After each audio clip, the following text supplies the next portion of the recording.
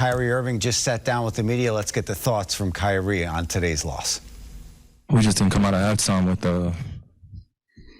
that same pace that we were playing with, and that made a difference. They started getting some easy layups to start that third quarter, and that was the separation right there. At this point, I know you guys have talked about not you specifically said, "Oh, we can't be mentally fragile." Where's the concern level at this point? It's 8 straight, and the play-in now, first place 2 weeks ago. Where's the concern level? First things first is getting healthy, and then setting our team up for the rest of the season, post this trade deadline. How do you look at trade deadline? Before the game, you talked to James a lot.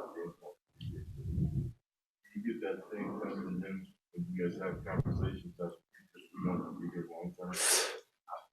I think James can speak better to that than I can. We've to the swing of things, how all those kind of media plants start going around with rumors and stuff like that. I really do not concern myself with that. So, the few conversations that we've had, he's been really committed, and we just hold him to his word. But obviously, when we're going out to play games, we can't even really think about it. So, we would love to have him in the lineup, but we want him at his optimal healthy. And then, we let the rest take care of it. But, who knows? Who knows what's going to happen? What did this find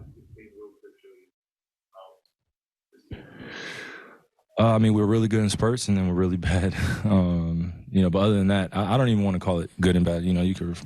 I'll change that up. I think there have been moments where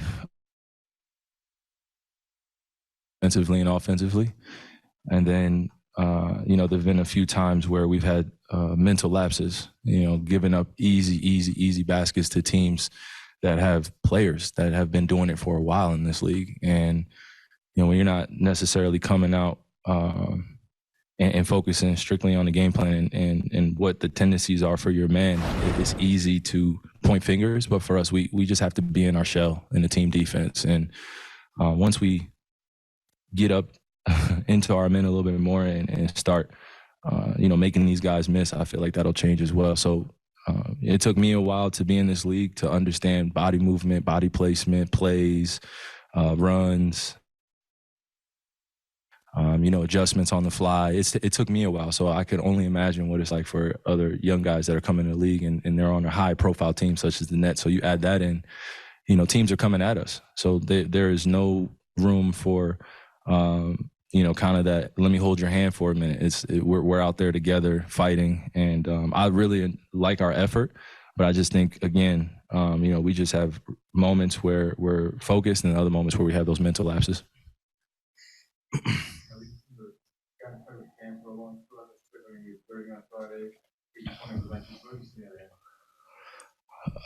The same Cam that we've been seeing since he was 17 years old, 16 years old. If you watched any film on him, he's a born scorer, and we want him to do the little things that will make him even greater. The point of being a shooting guard is you shoot and then you guard, and I think when you're able to play at that high condition state and do it, he's proven it. But now when he's getting those opportunities, we're seeing it on display. So I'm going to continue to be in his ear and just tell him that both ends of the floor matter. And he's just a good listener. So when you see him progressing, I'm not surprised. Different. Some may have more continuity than others. Do you get the feeling that this team, and I know you talked about the health maybe post All-Star, do you think this team will have either less pressure on them or less distractions around them after you get past Thursday, after you get past the trade?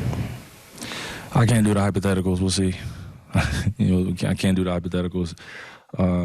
We just got to keep our heads on straight right now and understand that, from the perspective where everybody is sitting down and watching us, it's easy to judge us. It's easy to say, well, this could happen, that could happen. Look at our organization, look at the team up and down, and then, make your your criticism, which is respectful. But for us in this locker room, we're just rocking with who we have healthy day to day. And when we're practicing, just trying to get a good feel of who's out there and tendencies, you know. So guys haven't really played a long time with me, and I'm a centerpiece, one of the centerpieces, and I take it very personal when I go home and we don't win. And I felt like, okay, I could have hit a few more shots or I could have done a few more things here, but ultimately, you know, we're trying to figure it out based on the experience that we have on this road trip or when I'm playing. So, you know, there's some frustration that's lying in there, but we just made some jumps and we've taken some step backs, and that's part of being in the NBA, you know, growing, learning. After the trade deadline, like a spread to 8 games where you won't be available for 7 of them. Two of the road games are Toronto and Madison Square Garden. Who knows? Who knows? What does that mean? Who knows? Who knows? I don't know. Who knows? Have you been? Who knows? I know it's not a, you know, laughing subject to be talking about, but who knows what can happen? Have you been in contact with city officials? Who do you think I am? You're big time. Oh, I'm glad you said that. Okay, yeah. No, I've been talking to the city day after day. No, I'm joking. No, I think I'm erring on the side of, or I don't even say error. I'm keeping a positive mindset that anything can happen in these next few days or the next week, and you know, just crossing my fingers that something can come up either before All-Star break or even just after. You know, so I'm definitely keeping a positive attitude in that sense. Who knows? Thanks. Thank you for watching ESPN on YouTube. For live streaming sports and premium content, subscribe to ESPN+.